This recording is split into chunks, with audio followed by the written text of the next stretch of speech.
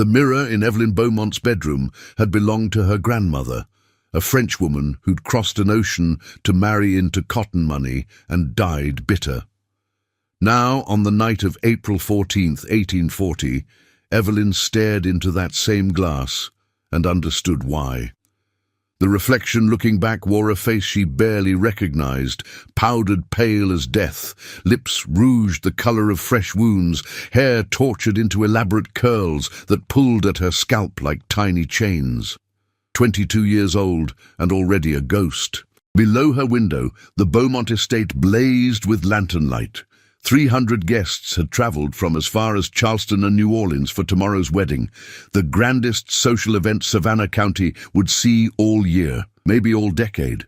Evelyn Beaumont, belle of Georgia society, daughter of plantation magnate Augustus Beaumont, was to marry Senator William Harlan at noon. The union would merge two of the largest cotton empires in the state. 4,000 acres. 800 souls in bondage, a fortune that could buy silence, loyalty, even love, or what passed for it in polite company. Tell me in the comments which country you are from and what you thought of this story. And if this story made an impression on you, subscribe to the channel so you don't miss any future stories. Evelyn pressed her palm against the cool glass. "I don't know you anymore," she whispered to her reflection. A knock at the door made her flinch. "Miss Evelyn?" The voice belonged to Patience, the house slave who'd helped raise her. "Your mama says come down for the toast. Senator Harlan's asking after you. Tell them I'm indisposed." A pause. "She won't like that, miss." "Then let her be displeased." Evelyn's voice came out sharper than intended. "I'm sorry, Patience. I need a moment." The footsteps retreated down the hall, and Evelyn was alone again with the stranger in the mirror. She thought of Senator Harlan downstairs, holding court with his bourbon and his stories of Washington politics. 47 years old, with hands that trembled from too much drink, and eyes that calculated the worth of everything they touched. Her father had arranged the match 6 months ago over cigars and brandy, the way men arranged purchases of livestock or land. "It's a brilliant alliance, Evelyn. You'll want for nothing, except breath, except choice, except a life that felt like her own." The night air drifted through her open window, carrying the scent of magnolias and something else, something raw and desperate that made the hair on her arms rise. Evelyn moved to the balcony, drawn by an instinct she couldn't name. The estate stretched before her in calculated perfection.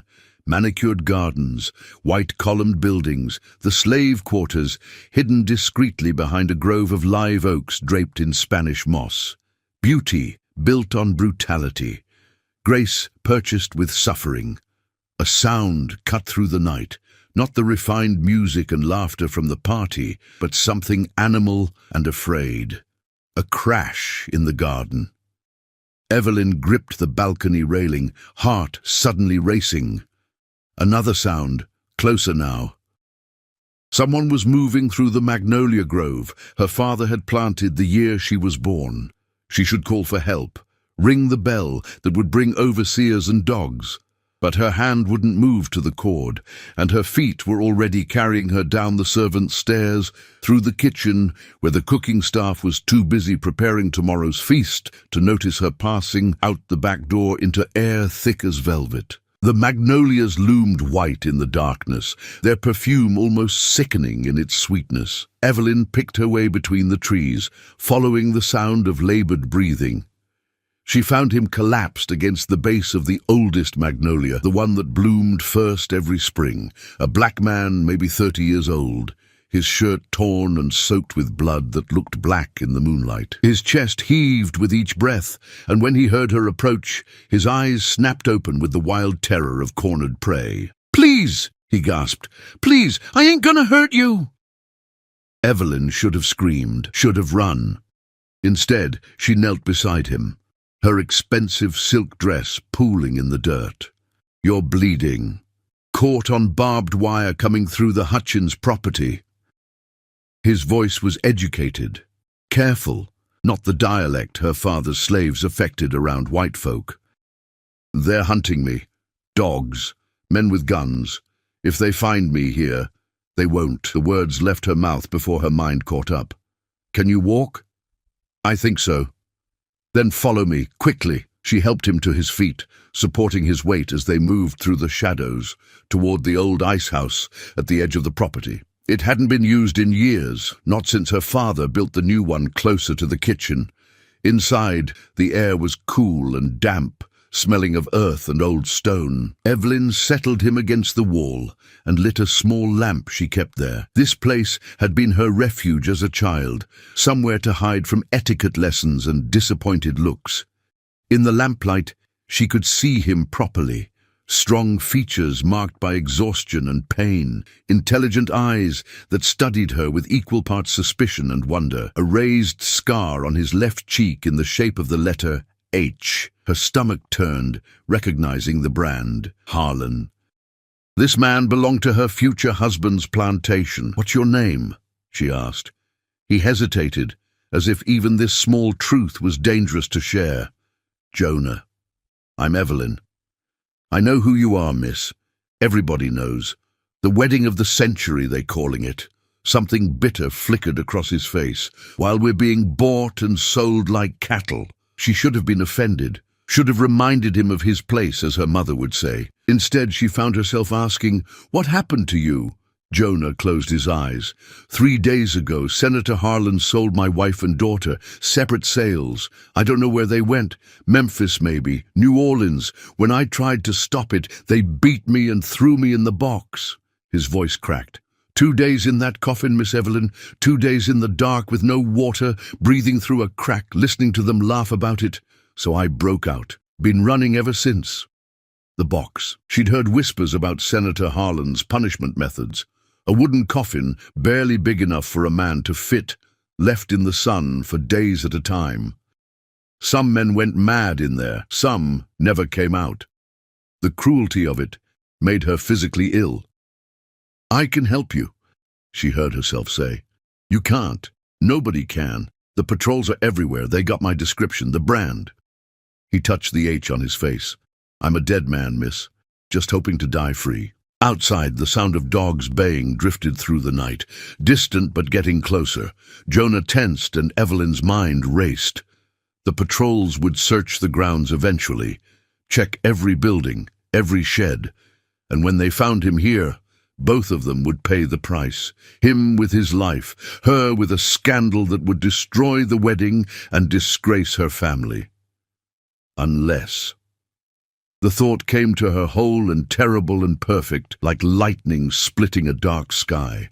She stood, smoothing her dress with trembling hands. "Stay here, don't make a sound. I'll be back within the hour." "Miss Evelyn, you can't trust me." She met his eyes. "Can you do that?" After a long moment, he nodded. Evelyn slipped back through the magnolias toward the blazing lights of the mansion, where 300 people celebrated a union that would never happen, where a senator drank and laughed, not knowing that his property was bleeding in an ice house 50 yards away, where her mother held court, already imagining grandchildren and greater social triumphs, where her father counted the merger of fortunes, satisfied that he'd arranged his daughter's life as efficiently as he arranged his cotton sales. She climbed the servants' stairs to her room and locked the door. Her wedding dress hung in the armoire, 15 yards of imported silk and Brussels lace. It had cost more than some of her father's slaves would earn in a lifetime of servitude. She touched the fabric, feeling its weight and cost. Then she began to change into traveling clothes, dark and practical. She pulled out the small leather case where she kept the household money she was trusted with, nearly $200 in gold and silver. She added her mother's pearl earrings, her grandmother's garnet ring, things that could be sold. At her writing desk, she penned a single sentence on heavy cream paper. "I am marrying no man who buys souls." She left the note on her pillow, weighted down by the engagement ring she'd never wanted. Then she folded her wedding dress with care, laying it across the bed like a shroud for the life she was about to kill. The mirror caught her reflection one last time, but now she recognized the woman looking back, no longer a ghost, no longer a stranger, finally, herself. The mansion's clocks were striking midnight when Evelyn Beaumont walked back out into the magnolia grove, carrying supplies and a terrible, exhilarating freedom. Jonah's eyes widened when Evelyn returned, carrying a canvas bag and wearing a traveling cloak over a simple cotton dress. Gone was the silk and the elaborate hair. She looked like a farmer's daughter now, practical and plain. She knelt beside him and began unpacking. Bread, cheese, a flask of water, strips of clean linen for bandages, a small bottle of laudanum.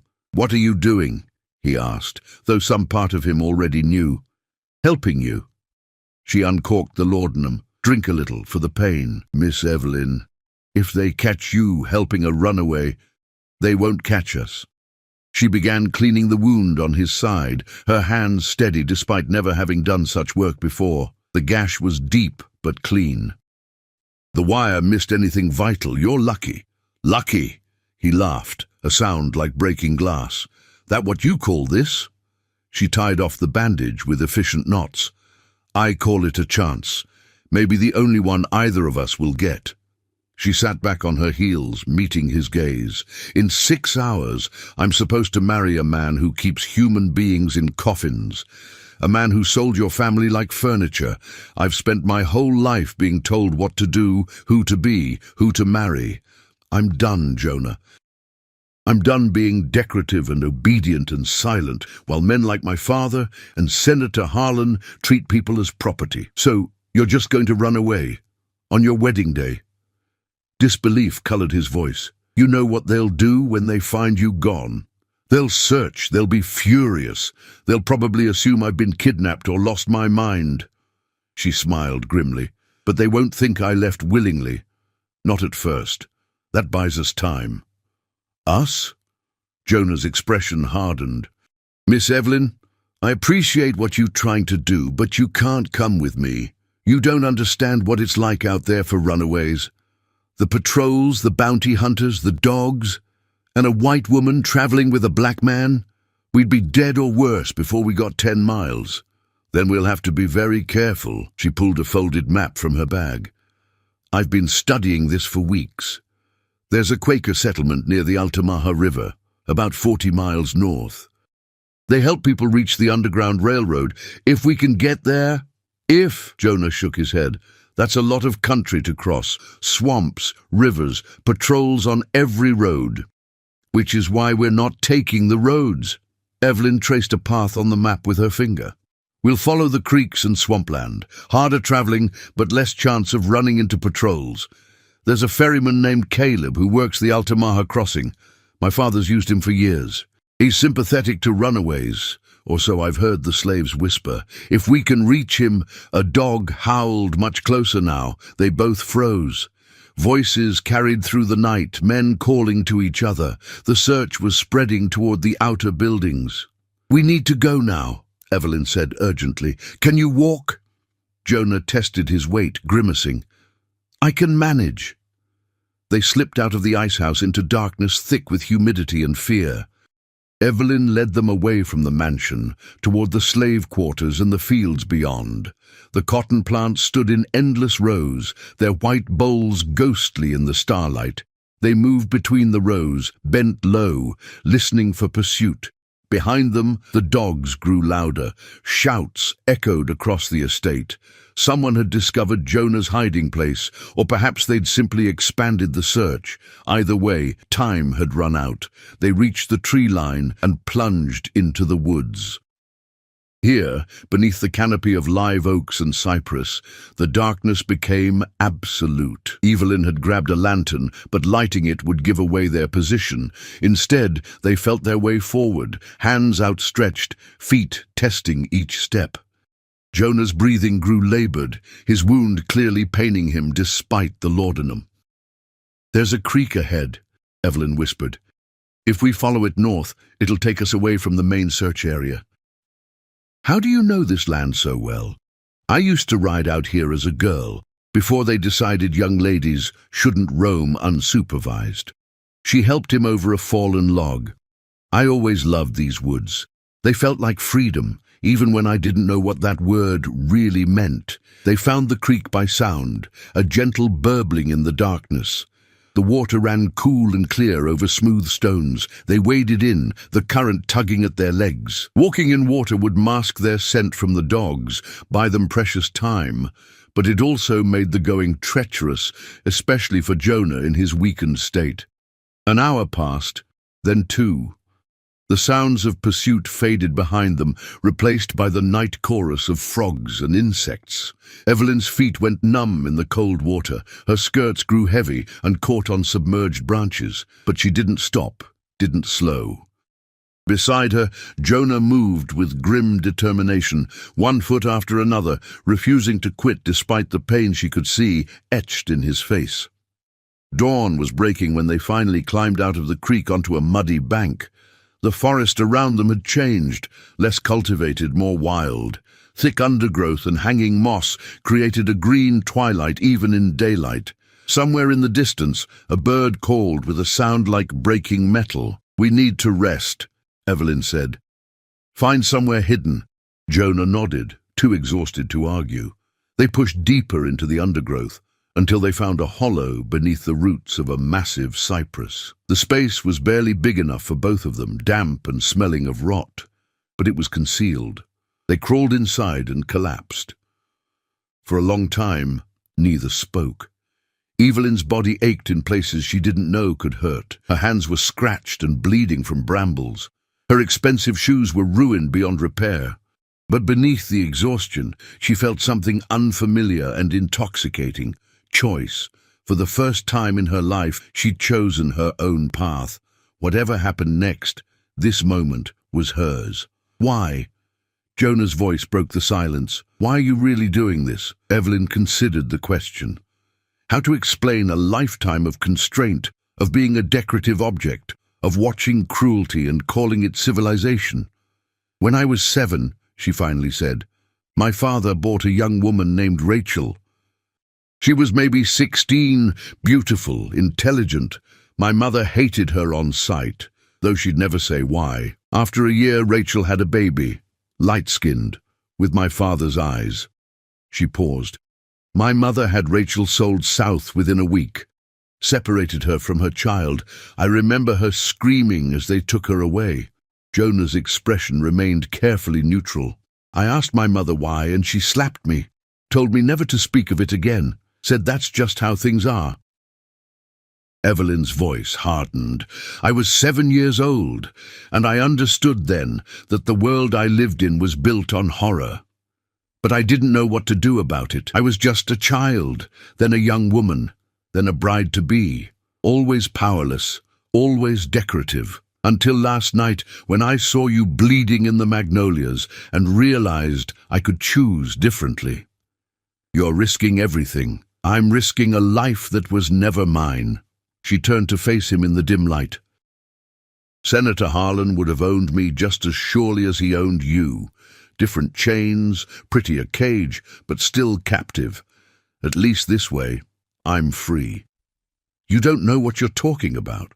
Jonah's voice was harsh. "You're white, rich. Even if they catch you, the worst that happens is you get dragged home and married off anyway. Me, they'll hang me from the nearest tree, and they'll make sure I die slow. Then we don't get caught." He laughed bitterly. "Simple as that?" "No. Nothing about this is simple." Evelyn pulled the map from her bag, studying it in the weak light filtering through the roots. "But we have advantages. They'll be searching south towards Savannah and the coast. That's where most runaways go, trying to reach ships. We're going north, inland. They won't expect that. Because it's insane. 40 miles through swamp and forest, with patrols on every road and bounty hunters looking for reward money." He shook his head. "You should go back. Tell them I forced you, held you hostage. They'll believe you. You could still—" "No." The word came out fierce. "I'm not going back. I'm not marrying William Harlan.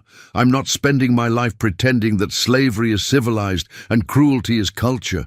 I'm done with that world, Jonah. Whatever happens next, at least it'll be real." They stared at each other in the root-hollow darkness. Outside, birds sang and morning light grew stronger. Somewhere, slave catchers were spreading out across Georgia, searching for a runaway with an H branded on his face. Somewhere, Senator William Harlan was waking to discover his bride had vanished. Somewhere, Augustus Beaumont was realizing his daughter had chosen disgrace over dynasty. But here, beneath the cypress roots, two fugitives shared bread and water, and something neither could quite name. Not alliance, not yet friendship, but possibility. The dangerous, terrifying possibility of choice. "Get some rest," Evelyn said finally. "We'll move again after dark." Jonah nodded slowly. "Miss Evelyn?" "Just Evelyn, please." Evelyn. He tested the name without its honorific. "If we're going to do this, you need to understand something. The people hunting us, they won't see two humans running for freedom. They'll see property that needs returning and a white woman who's lost her mind. They'll kill me and rescue you, and they'll feel righteous doing it. I know. Do you?" His eyes were hard. "Do you really know what it means to be hunted like an animal? To know that your life has no value except what someone will pay for your body?" "No," she admitted. "I don't. I've lived my whole life wrapped in privilege I didn't earn and didn't question nearly enough. But I'm learning, and I'm here. Whatever comes, I'm here." Jonah studied her for a long moment. Then slowly he nodded. "Then we better make sure we survive, for both our sakes." They settled into exhausted silence. Outside their hiding place, Georgia woke to scandal. The bride was gone. The wedding was ruined. And somewhere in the wilderness, two people who should never have met were betting everything on a chance at freedom neither had known before. Senator William Harlan stood in Evelyn's bedroom, holding her wedding dress like it was evidence at a trial. His face had gone purple with rage, the veins in his forehead standing out like rope under skin. "She's been taken," he declared for the third time. "Kidnapped by that nigger slave of mine. This note is clearly coerced." Augustus Beaumont paced before the window, equally furious but more calculating. "Perhaps, or perhaps, there is no or perhaps." Harlan threw the dress on the bed. "My property escaped 3 nights ago. Now your daughter is missing. The connection is obvious. He took her as a hostage, probably planning to ransom her, or..." He couldn't finish the thought, or wouldn't, but the implication hung in the air like poison. "Then why leave the note?" Augustus gestured to the paper on the pillow. "I am marrying no man who buys souls." That's Evelyn's handwriting. Evelyn's phrasing. She's always been too educated for her own good, reading abolition newspapers when she thought I wasn't watching. Impossible. No daughter of yours would willingly run off with a slave. But Augustus's expression suggested he wasn't so sure. He'd raised Evelyn, watched her grow from a curious child into a young woman who asked uncomfortable questions and harbored dangerous sympathies. He'd dismissed it as youthful idealism that would fade with marriage and motherhood. Perhaps he'd miscalculated. Harlan turned to the 2 men standing by the door, Thomas Pike and Jacob Renfrew, professional slave catchers from South Carolina. Pike was tall and lean, with dead eyes and hands that moved to his pistol every time someone spoke too quickly. Renfrew was shorter, broader, with scars crossing his face from a decade of violent work.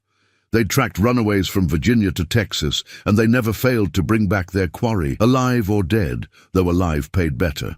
$50 for the slave," Harlan said, "and another 100 if you bring my bride back unharmed." Pike smiled, showing brown teeth. "And if the girl's been compromised, then you bring her back anyway, and we'll deal with that situation privately." Harlan's voice was ice. "But the slave dies regardless. I want him made an example." "You'll have him." Renfrew was already checking his rifle. "We picked up their trail at first light. They're heading north, following Cypress Creek into the wetlands. Stupid move. That country's all mire and gator. They'll slow down, get lost. We'll have them by nightfall. Just be sure you do." Augustus moved to join them. "I'm coming with you." "Father, no." Margaret Beaumont appeared in the doorway, her face pale. "Let these men do their work. You'll only..." My daughter is out there with a fugitive slave." Augustus's voice cut like a blade.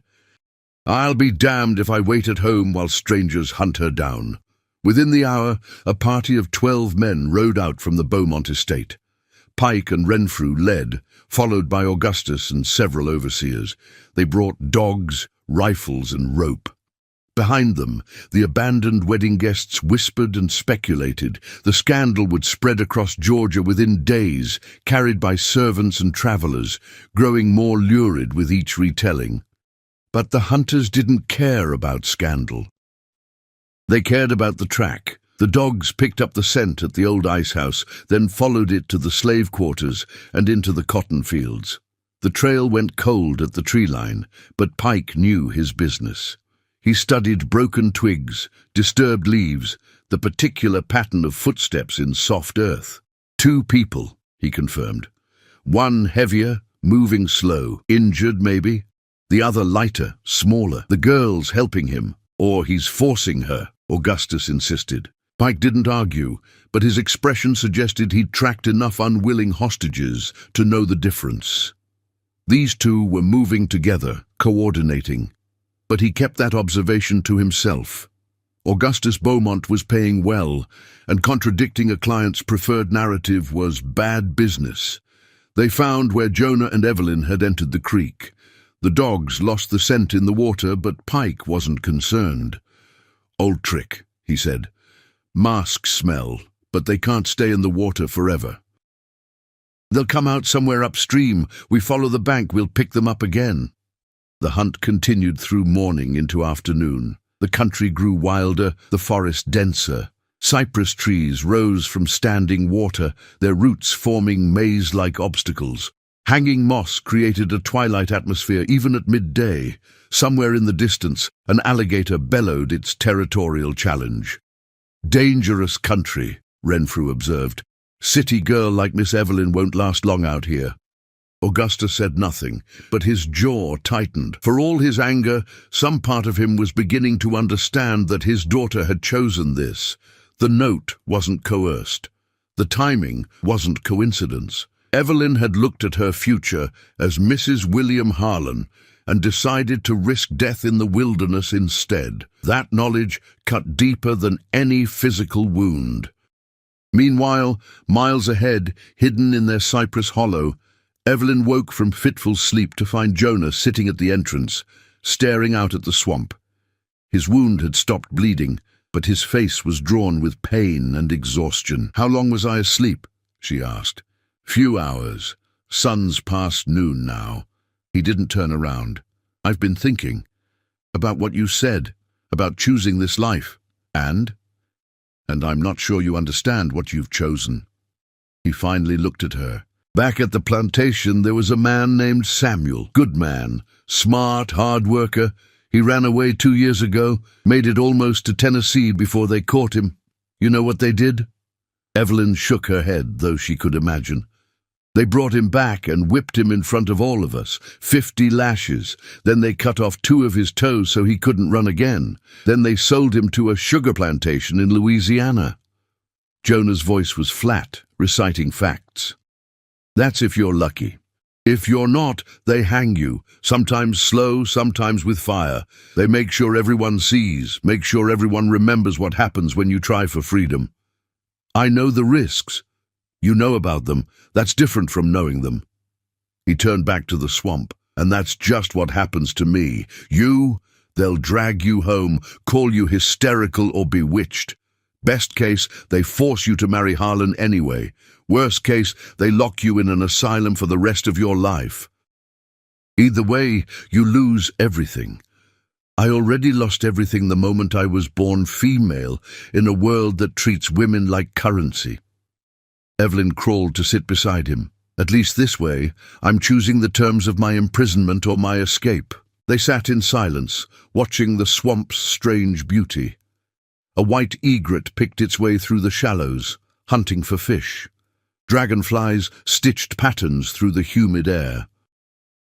The world out here didn't care about plantation dynasties or social scandals. It simply existed, indifferent and eternal. "Tell me about your wife," Evelyn said softly. Your daughter. Jonah's expression shifted, grief replacing anger. Mary was her name, my wife. She played violin. Can you believe that? Taught herself on an old broken instrument she found in the senator's music room. He didn't even know it was there. She'd sneak in at night and practice just a few minutes at a time, learning to make music from nothing. His voice cracked. Our daughter, Ruth, was 3 years old, just starting to talk in full sentences. Smart as anything. Mary was teaching her to read, even though it was illegal. Said education was the one thing they couldn't take from her. I'm so sorry. Sorry doesn't bring them back. He wiped his eyes roughly. When they sold Mary, she didn't cry. Just looked at me and said, find us. Whatever it takes, find us. That was the last thing she said before they put her in the wagon. We'll find them, Evelyn said. Once we reach the north, once we're free, we'll find them. Jonah laughed bitterly. You think it's that simple? Mary could be anywhere from New Orleans to Mobile. Ruth, too. They sell children separate sometimes to break the parents. And even if we found them, then what? Buy them back? With what money? I have money. Not much, but you don't understand. They're not being sold cheap, Evelyn. A woman who can cook and play music, a young girl with potential, thousands of dollars each, maybe more. Your $200 might buy one of them if we're lucky, if we can even find them, if we can find a seller willing to deal with runaways. The impossibility of it settled over them like fog. Evelyn had imagined escape as a simple matter of reaching free territory, as if crossing a line on a map would solve everything. But Jonah's reality was infinitely more complicated. Freedom without family was its own kind of prison. Then we find another way, she said stubbornly. There are abolitionists in the North, people who help reunite families, churches, aid societies, run by white people who think they know what's best for us. Jonah's voice was harsh. I appreciate what you're trying to do, truly, but you can't fix this with good intentions and pocket money. This system is too big, too powerful. It eats people like Mary and Ruth and spits out profit. So what? We just give up? Accept that it's hopeless? I didn't say that. He met her eyes. I said it's not simple, but maybe... He trailed off, considering. Maybe if we reach the Quakers you mentioned, they could help. They keep records sometimes of sales and auctions. If we can figure out where Mary and Ruth were taken, at least we'd have a place to start. It was the first hope Evelyn had heard in his voice. She seized on it. Then, that's what we do. We get to the Altamaha River, find the Quaker settlement, and start looking. 40 miles away, through country full of people who want us dead. Then we'd better start moving. They gathered their meager supplies as afternoon light slanted through the cypress branches. Jonah's wound had stiffened, making movement difficult, but he gritted through the pain. Evelyn checked the map one more time, trying to memorize the creek paths and landmarks that might guide them north. As they prepared to leave their hiding place, a sound froze them both, the distant baying of dogs. They looked at each other, and Evelyn saw her own fear reflected in Jonah's eyes. The hunters had found their trail. The temporary safety of the cypress hollow was gone. Now came the real test. How far they could run, how well they could hide, and whether the choice they'd made would lead to freedom or death. Come on, Jonah said, and they plunged deeper into the swamp. Behind them, the dogs grew louder. The hunt was closing in. The swamp seemed to close around them like a fist. What had looked navigable in daylight became a maze of murky water, tangled roots, and hanging vines that caught at their clothes and hair. Evelyn followed Jonah as he pushed forward, his knowledge of the wilderness proving more valuable than her map. He knew which plants to avoid, which sounds meant danger, where the water ran shallow enough to cross, but the dogs were getting closer. We need to split up, Jonah said, breathing hard. They'd stopped on a small island of solid ground, surrounded by black water that reflected the darkening sky. Give them 2 trails to follow, divide their numbers. No. Evelyn's voice was firm. We stay together. They want me, not you. If you go east, back toward civilization, they'll see you're safe and focus on me. You can tell them I forced you, held you against your will. I'm not leaving you. Evelyn, I said no. She grabbed his arm, surprising both of them with the intensity of her grip. We made this choice together. We finish it together. Besides, she added with grim practicality, without you, I'll be lost in this swamp within an hour. You need me as much as I need you. Jonah stared at her, then slowly nodded. Then we try something else. Come on. He led her deeper into the water, where it rose to their waists and the bottom became uncertain. Evelyn's teeth chattered from cold and fear. Something brushed against her leg. A fish, she hoped, not a snake or worse. The stories she'd heard about swamp gators surfaced unbidden in her mind. There, Jonah pointed to a massive fallen cypress that created a natural bridge across a deeper channel. We cross here, then double back south for a bit. Make them think we're heading toward the coast after all. They scrambled onto the log, its bark slick with moss and rot. Evelyn's foot slipped, and she nearly fell into the dark water below.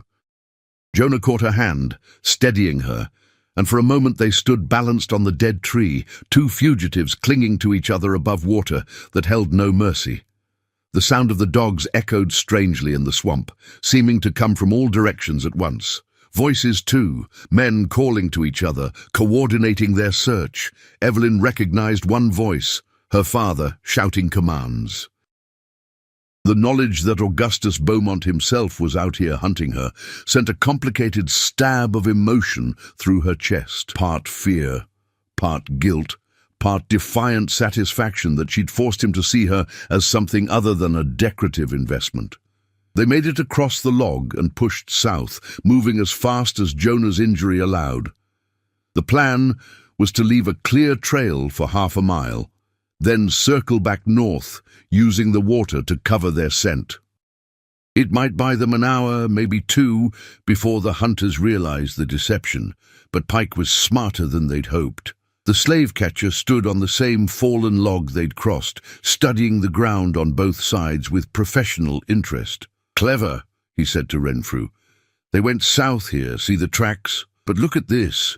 He pointed to a broken branch at an unnatural angle. Too obvious. They want us to follow south while they double back north. Renfrew squinted at the evidence. Could just be careless. Nothing about this has been careless. Pike looked at the gathering darkness. They're smart, working together. The girls educated, the slaves desperate, dangerous combination. He turned to Augustus, who'd caught up with them. Mr. Beaumont, I need you to take half the men and follow the southern trail. Make noise, use the dogs, make them think we took the bait. And you? I'll take Renfrew and the others north. Quiet-like. We'll be waiting when they think they've outsmarted us. Augustus didn't like taking orders from hired help, but he recognized competence when he saw it. Fine, but when you find them, the slave dies, the girl comes home. I know the job. Pike checked his rifle. Just be ready to move fast once we've flushed them out. This swamp's dangerous after dark, and I don't plan on spending the night in gator country. The hunting party split.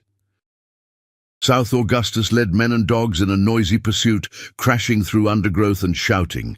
North, Pike moved like a ghost, Renfrew and three others following in silence. They knew what they were doing, and they knew their prey would make a mistake eventually. Everyone did, when they were tired and scared and running out of options. Evelyn and Jonah heard the commotion to the south and allowed themselves a moment of hope. It worked, Evelyn whispered. They're following the false trail. Maybe, Jonah sounded less certain. We should keep moving anyway. Put as much distance as possible between us and them. They pushed north through water that rose to their chests, the cold seeping into their bones. Evelyn's dress was completely ruined now, a sodden weight that threatened to drag her under. She wished she'd thought to bring pants, something practical, but there hadn't been time to think of everything. Her hands were cut and bleeding from sharp reeds. Her feet had gone numb hours ago, but she kept moving.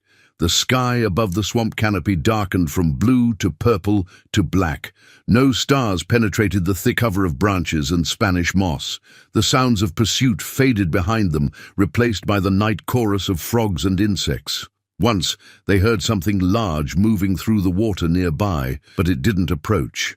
They learned not to look too closely at the shadows, not to imagine what might be watching from the darkness. "How much farther?" Evelyn asked, her voice barely above a whisper. Jonah consulted the position of the moon, visible briefly through a gap in the canopy. "Another 10 miles to the Altamaha, maybe. If we push through the night, we could reach it by dawn." He looked at her with concern. "Can you make it?" "I don't have a choice, do I?" "There's always a choice." He said it gently. "You could stop. Call out for your father. This could be over in minutes. And then what? Go back to being Mrs. William Harlan? Spend my life pretending I don't know what my husband is capable of, what my father profits from?" She shook her head, water droplets flying. "I'd rather drown in this swamp." "Don't say that!" Jonah's voice was sharp. "Drowning's not romantic or noble. It's terror and pain, and your lungs burning while you fight for one more second of air that won't come. I've seen it. Don't wish for it." "I'm sorry. I just meant—" "I know what you meant." He softened slightly. "But death isn't freedom, Evelyn. It's just death.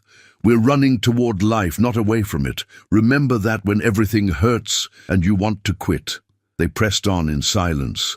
Two shapes moving through liquid darkness, united by desperation and a fragile trust that neither quite understood yet. Behind them, Pike and his men moved parallel, patient and professional. The slave catcher wasn't rushing. He'd hunted enough runaways to know they'd run themselves to exhaustion eventually, make a critical error, give him the opening he needed. All he had to do was wait. The moon was high when Evelyn's strength finally gave out. She'd been pushing through pure willpower for hours, but her body had limits. She stumbled, went down in waist-deep water, came up gasping and shaking. Jonah caught her before she could go under again.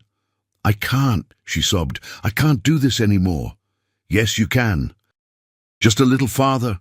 "No, I—" Her words cut off as Jonah clamped a hand over her mouth. She started to struggle until she saw his expression. Terror. He was staring at something over her shoulder, his body gone absolutely still. Slowly, Evelyn turned her head. 10 feet away, red eyes reflected the moonlight. An alligator, easily 12 feet long, watched them with ancient, patient hunger. It had been tracking them, following the splashing and the scent of blood from Jonah's wound. Now it waited, calculating whether these two exhausted humans were worth the effort of an attack. "Don't move," Jonah breathed. "Don't even breathe." They stood frozen in the water, aware that any sudden movement could trigger the reptile's predatory instincts. Evelyn's heart hammered so hard she thought it might burst. The alligator's eyes didn't blink. Its jaws could snap her in half like kindling. Time stretched. Seconds felt like hours. The gator's tail moved lazily, creating small ripples that spread across the water's surface. It was deciding, weighing risk versus reward. Then, with terrifying speed, it lunged. Jonah shoved Evelyn aside and threw himself backward. The jaws snapped shut on empty water where he'd been standing a moment before. The gator's momentum carried it past them, and in that instant, they ran, crashing through the swamp with no thought for stealth or direction, just pure animal flight from a predator that had marked them as prey. The alligator pursued, its body undulating through the water with horrifying grace. Behind them, the surface churned and frothed. Evelyn's legs pumped mechanically, driven by terror beyond thought. Jonah grabbed her hand, pulling her toward a cluster of cypress trees with roots they could climb. They reached the trees and scrambled up the massive root system just as the gator lunged again. Its jaws snapped shut inches from Evelyn's foot. She screamed, couldn't help it, the sound tearing from her throat in primal fear. The alligator circled below them, patient and implacable. It knew they couldn't stay in the trees forever. Eventually, they'd have to come down, but the scream had done more than alert the gator. In the distance, men's voices rose in excitement. The hunters had heard. They were coming.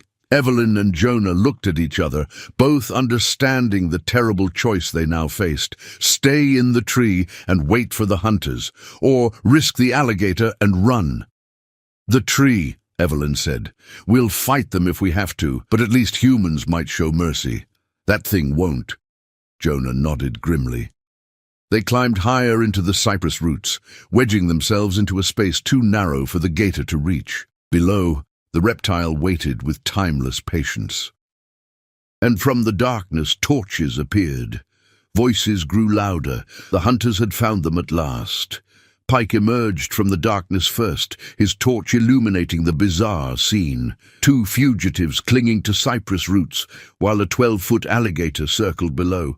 A laugh escaped him, genuine amusement at the cosmic irony. "Well now," he called up to them, "looks like you folks got yourselves in a predicament." Renfrew and the others appeared, rifles ready.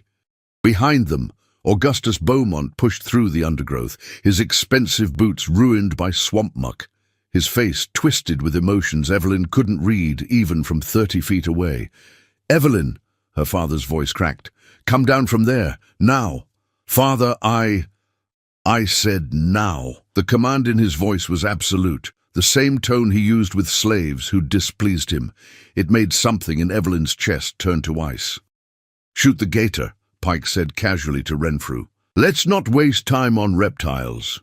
The rifle shot cracked through the swamp like thunder. The alligator jerked, bellowed, and thrashed in the water. A second shot finished it, the massive body going still except for residual twitches. Blood spread across the black water in oily patterns. "There," Pike said. "Now come on down, both of you, nice and slow." Jonah's hand found Evelyn's.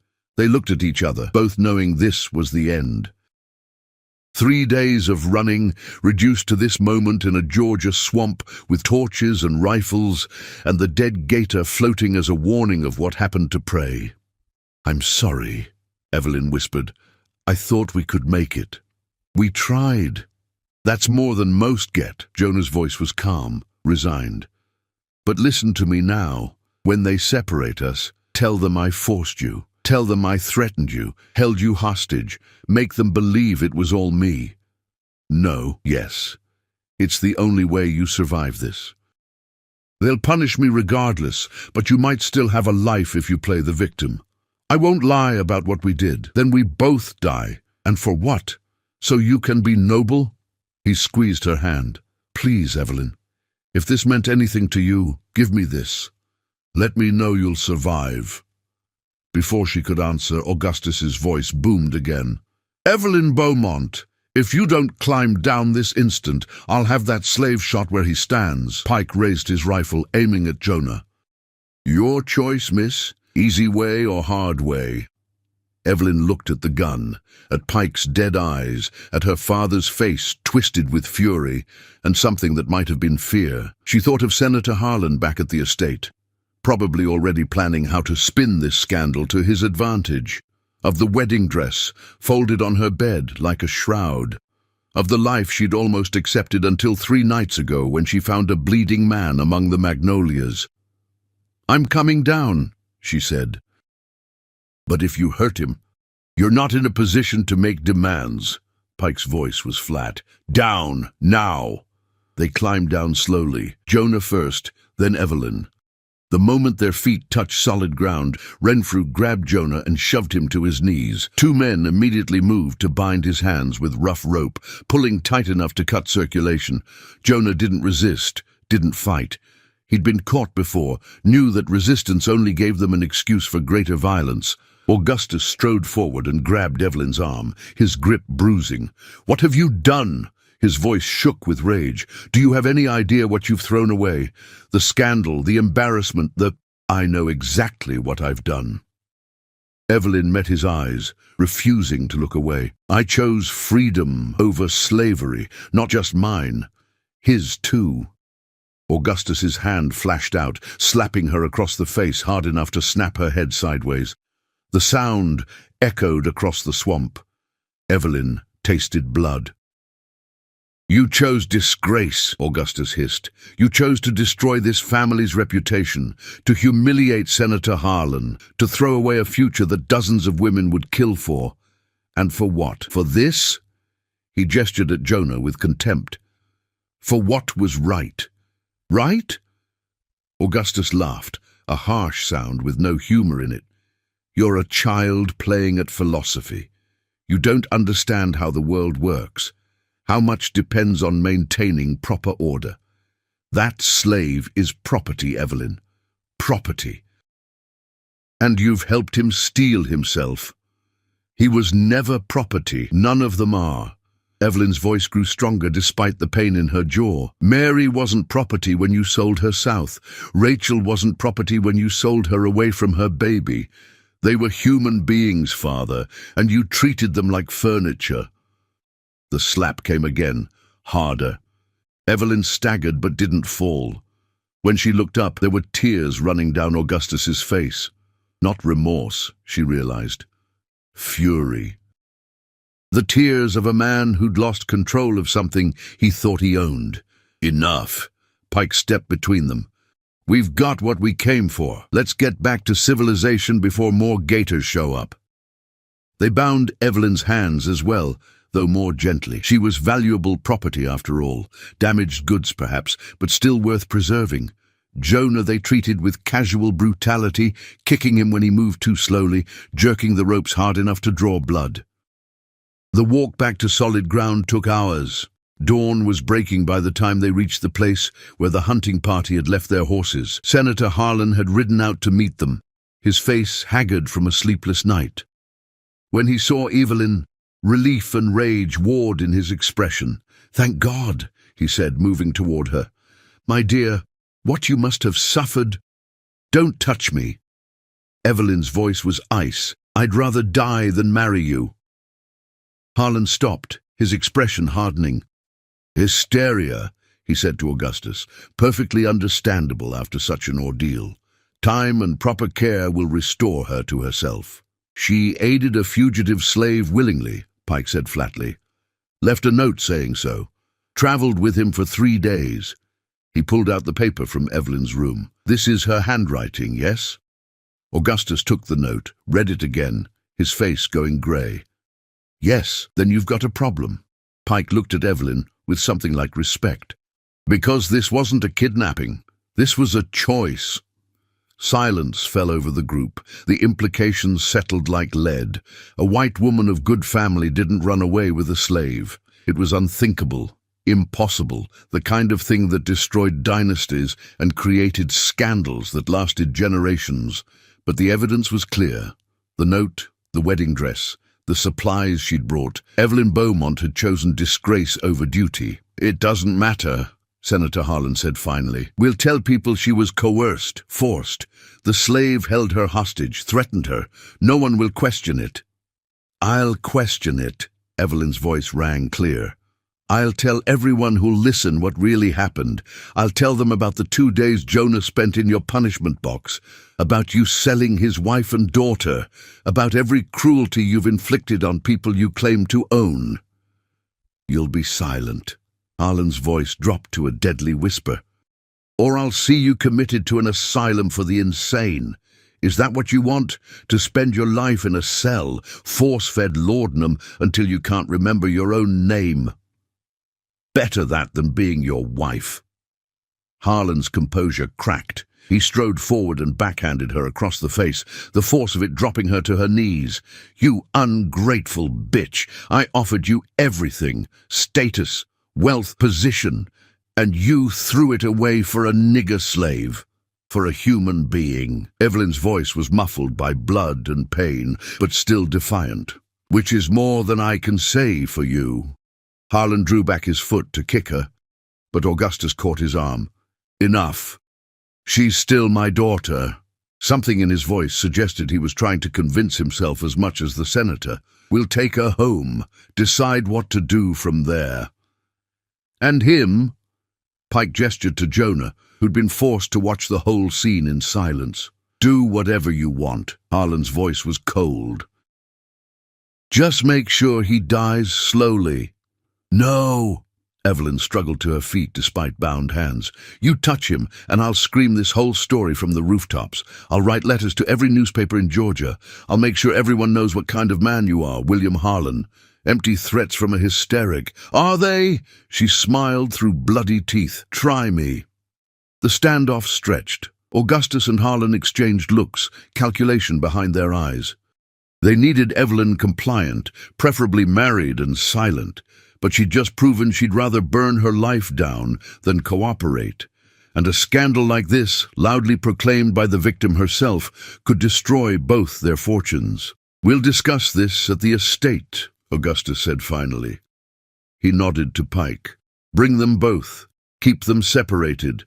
And for God's sake, keep this quiet. The fewer people who know details, the better." They were loaded onto horses, Evelyn on one, Jonah on another, both still bound. The hunting party began the long ride back to the Beaumont estate. As they travelled, Evelyn twisted in her saddle to look at Jonah. He met her eyes, and something passed between them. Not words, not even quite hope, but recognition. They'd tried, they'd chosen. And whatever came next, at least they'd had 3 days of freedom, even if it cost them everything. The estate appeared on the horizon, white columns gleaming in the morning sun. The abandoned wedding decorations still hung from the trees, grotesque in their cheerful colours. 300 guests had departed, carrying the scandal with them across Georgia like a plague. As they rode through the gates, Evelyn noticed something odd. Slaves stood in the yard, watching in silence. Their faces were carefully neutral, but their eyes tracked Jonah with an expression she couldn't quite read. Not fear, not even pity. Pride, because word had already spread through the slave community. One of their own had made it 3 days and 40 miles before being caught, had travelled with a white woman who'd chosen him over plantation royalty. It was a story that would be whispered for generations, passed down from parent to child, a reminder that resistance was possible. Jonah had lost, but in losing, he'd become something more than a runaway slave. He'd become a legend. They were separated immediately. Jonah was dragged to the old barn, where they kept the worst punishments away from delicate sensibilities. Evelyn was taken to her room, locked in, a guard posted outside. Through the window, she could see the barn, could imagine what was happening inside. She pressed her forehead against the glass and whispered a prayer to a God she wasn't sure she believed in anymore. Not for herself, for Jonah, for Mary and Ruth. For everyone trapped in this terrible system that called itself civilized. Outside, the sun climbed higher. Inside the barn, a whip cracked, and in her locked room, Evelyn Beaumont began planning her next escape. For 3 days, Evelyn was kept locked in her room. Meals came through the door, delivered by servants who wouldn't meet her eyes. Her mother visited once, standing just inside the doorway like she might catch something contagious. "You've destroyed us," Margaret said flatly. "Do you understand that? Every family in Georgia is talking about the Beaumont girl who ran off with a slave. We're ruined." "Good." Evelyn's voice was hoarse from crying. "Maybe now you'll understand what it feels like to be treated as property." Margaret's slap was precise, almost clinical. "You will marry Senator Harlan. Next week, quietly, with no guests. You will be the perfect, grateful wife. And you will never speak of this incident again. Or what? Or you'll be committed. William has already secured a place for you at Meadowbrook Asylum in South Carolina. They specialize in treating difficult women." Margaret's smile was cold. "You can choose to cooperate and salvage what remains of our family's reputation. Or you can spend the rest of your life in a padded room, sedated and silent. Your choice."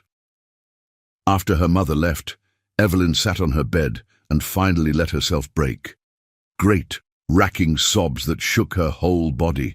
She'd tried. She'd risked everything. And it hadn't been enough. Jonah was probably dead or wishing he was. Mary and Ruth were still lost somewhere in the machinery of slavery, and she was right back where she'd started, a bird in a gilded cage.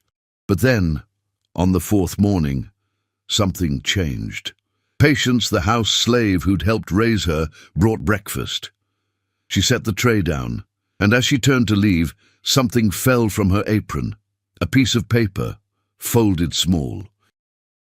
She caught Evelyn's eye, gave the slightest nod, and left. Evelyn waited until the door locked before unfolding the paper. The handwriting was crude, but legible. He alive. In the barn. They whipped him bad, but he's still breathing. Pike and Renfrew leaving tomorrow to track more runaways up north. Guards will be lighter. Midnight. Be ready. Friends, hope, dangerous and brilliant, flared in Evelyn's chest. She read the note 3 more times, then ate it, chewing the paper until it dissolved. They were watching her too closely to leave evidence, but someone, multiple someones from the plural friends, was helping. The slave community, perhaps, people who'd seen what she and Jonah had tried to do and decided it was worth preserving. She spent the day planning.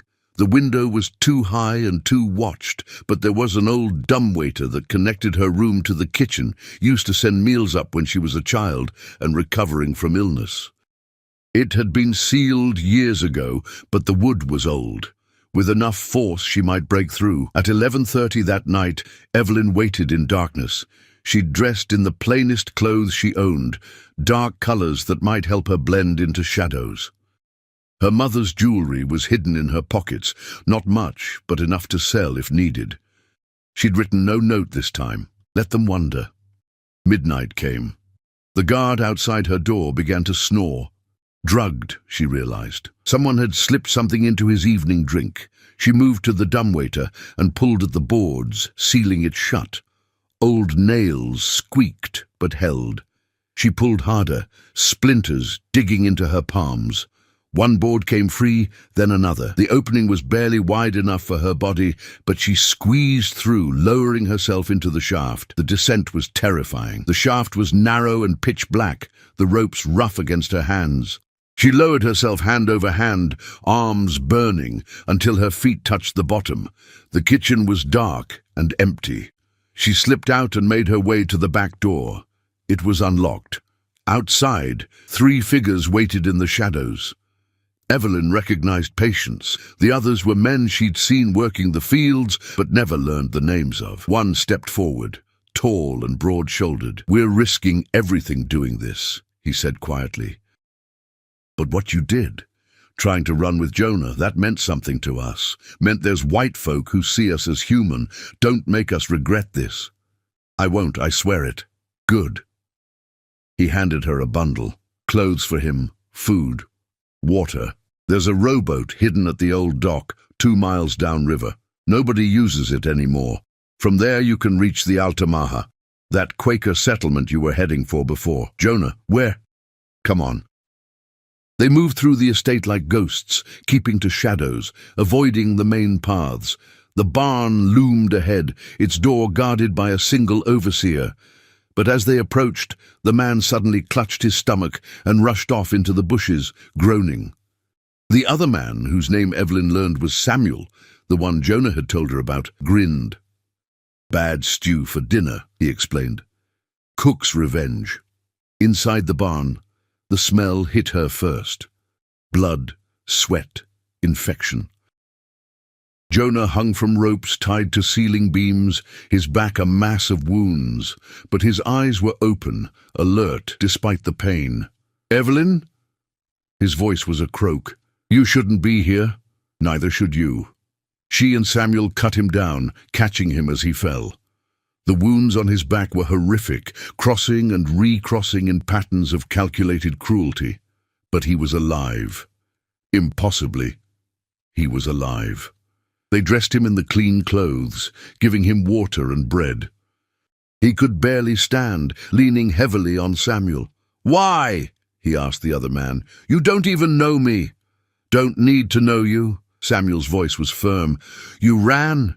You made it 3 days. That's more than most. That gives the rest of us hope." He paused. "My toes still hurt where they cut them, but knowing someone else made it farther, that helps me breathe, brother." They made their way to the old dock. moving slowly because of Jonah's condition. Twice they had to hide from patrols, pressing into the shadows while men passed within feet. But the drugged guards and strategic food poisoning had bought them time. The rowboat was where Samuel said, hidden under branches and cattails. They loaded Jonah in first, then Evelyn climbed aboard.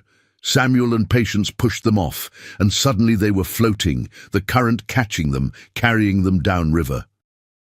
"Thank you," Evelyn called softly. "Don't thank us yet," Patience replied. "Just get free, both of you. Make this worth something." The current pulled them away from the estate, away from the barn and the locked rooms, and the wedding that would never happen. Evelyn took the oars and began to row, her arms still sore from the dumbwaiter shaft. Jonah lay in the bottom of the boat, conscious but fading in and out from pain and exhaustion. "We're not going to make it," he said at one point. "Even if we reach the Quakers, I'm infected. These wounds. Then we get you medicine. Find a doctor who'll help. A black man with whip marks? They'll know I'm a runaway. Then we find a doctor who doesn't care." Evelyn kept rowing, refusing to accept defeat. "I didn't come this far to watch you die in a boat."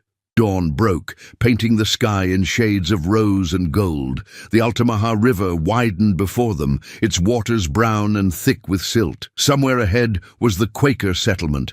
Somewhere ahead was possibility. "Evelyn?" Jonah's voice was weak. "Why did you really do this? And don't tell me about choosing freedom. I need to understand." She stopped rowing, considering the question. How to explain a lifetime of feeling like a ghost, a decoration, a thing to be admired and controlled, but never truly known. How to articulate the moment she'd seen him bleeding among the magnolias and recognize something of herself in his desperation. "Because," she finally said, "when I looked in that mirror on my wedding eve, I didn't recognize myself anymore. I'd become what they wanted. Perfect, obedient, empty. But when I found you, when I chose to help you, I felt real for the first time in years. Whatever happens next, at least I'll die having lived as myself." That's a rich person's philosophy. Maybe, but it's mine. She met his eyes. "And you gave me that. You gave me the chance to choose who I wanted to be. Even if that choice destroys you." "Even then." They rowed in silence as the sun climbed higher. Around midday they spotted smoke from chimneys, a settlement on the north bank. Evelyn steered toward it, her arms screaming protest. As they drew closer, she could see simple buildings, no pretension or grandeur. People moved between them, dressed in plain clothes. Quakers. They beached the boat and helped Jonah to shore. He could barely walk now, fever from infection setting in. A woman noticed them from a nearby building and hurried over. She was perhaps 50, with kind eyes and capable hands. "Thee needs help," she said simply. It wasn't a question. "Please." Evelyn's voice broke. "He's been whipped. The wounds are infected. I don't know how to—" "Come." The woman didn't ask their names or their story. She just helped them toward a small building that served as a clinic. "I'm Rachel. My husband and I run the station here. Thee is safe now." Inside, more Quakers worked to help them. They laid Jonah on a clean bed and began treating his wounds with practiced efficiency. Someone gave Evelyn water and bread. Another woman brought clean clothes. No one asked questions. No one judged. "How long have we been running?" Evelyn asked Rachel. "Does it matter?" "I suppose not." Rachel smiled. "Thee made a brave choice helping this man. Many wouldn't have. I just did what was right. That's what makes it brave." Rachel bandaged Jonah's wounds with gentle hands. "He'll recover, but it will take time. Weeks, maybe months. Does thee have somewhere to go?" Evelyn shook her head. "North, eventually. He's looking for his wife and daughter. They were sold. I'll ask among our network. We keep records sometimes of sales and auctions. It's a slim hope, but thee never knows." Rachel paused. "And what of thee? Surely someone is looking for thee. Let them look." Evelyn's voice was firm. "I'm not going back." For 3 weeks they recovered at the Quaker settlement. Jonah's wounds healed slowly, leaving scars that would never fully fade. Evelyn helped where she could, learning to cook and clean and do the work she'd always taken for granted when slaves did it for her. The Quakers asked nothing in return. They simply helped, as their faith demanded. During that time, Rachel made inquiries. She sent letters north asking about sales in Memphis, New Orleans, Mobile. The responses trickled back slowly. No sign of Mary or Ruth. They disappeared into the vast machine of slavery, 2 more names in ledgers that recorded human beings as commodities. "I'm sorry," Rachel told Jonah when the last negative response arrived. "But we'll keep looking. Sometimes it takes years, but families do reunite." Jonah nodded, the hope in his eyes dimming but not quite dying. "At least I'm alive to look. That's more than I had 3 weeks ago." When he was strong enough to travel, the Quakers arranged passage north for both of them. A wagon heading to Pennsylvania, then a connection to New York. From there, the world opened up. Canada, Europe, maybe. Places where the color of Jonah's skin and the brand on his face wouldn't mark him as property to be captured and returned. The night before they left, Evelyn and Jonah stood by the Altamaha River, watching moonlight shimmer on the water. The same river that had carried them toward freedom now reflected back the future they'd chosen. "What will you do?" Jonah asked. "In the north? I don't know. Find work, I suppose. Help the cause if I can." She smiled slightly. "I have some experience breaking people out of slavery now. That might be useful. You could still go back. Tell them I really did force you. Start over." "No." The word was absolute. "I can't unknow what I know now. Can't unsee what I've seen. I'd rather be poor and free than rich and complicit, even if you never see your family again." They stopped being my family the moment they chose money over humanity, but her voice caught slightly. Despite everything, some part of her mourned the life she'd lost. The father who'd slapped her, the mother who'd threatened her with asylums. "Maybe that makes me a terrible person." "It makes you honest." Jonah took her hand, the gesture careful and respectful. "I never thanked you properly for everything you risked, everything you gave up. You don't need to thank me. We saved each other." They stood in silence, 2 fugitives on the edge of a new life. Behind them, Georgia and all its cruelties. Ahead, uncertainty and danger and possibility. The river moved past, eternal and indifferent, carrying their reflections toward an unknown shore. Years later, freedmen who settled near what they called Harrow Crossing would tell stories. They said a pale woman and a dark man once built a small chapel there on the bank of the Altamaha. They said the chapel was a station on the Underground Railroad, helping hundreds reach freedom before the war came and changed everything. They said the woman had once been plantation royalty, daughter of one of Georgia's richest men. They said she'd given it all up for love, though she always insisted it was for justice, which perhaps amounted to the same thing. They said the man bore the brand of a senator on his face, but he wore it with pride, a reminder of what he'd survived. They said he never found his wife and daughter, though he searched until the day he died, but that he'd helped reunite dozens of other families, giving them the ending he couldn't have. They said anyone could visit the chapel, though few whites did.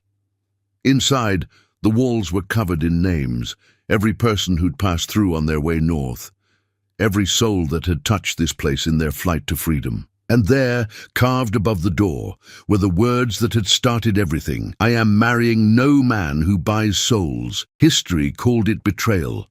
The freedmen called it love. But Evelyn and Jonah simply called it choice, the terrifying, exhilarating, essential choice to be fully human in a world that demanded they be less. The river remembered. The chapel stood. And the story passed from generation to generation, a reminder that freedom is never given. It must be taken one brave decision at a time, even when the cost is everything, especially then.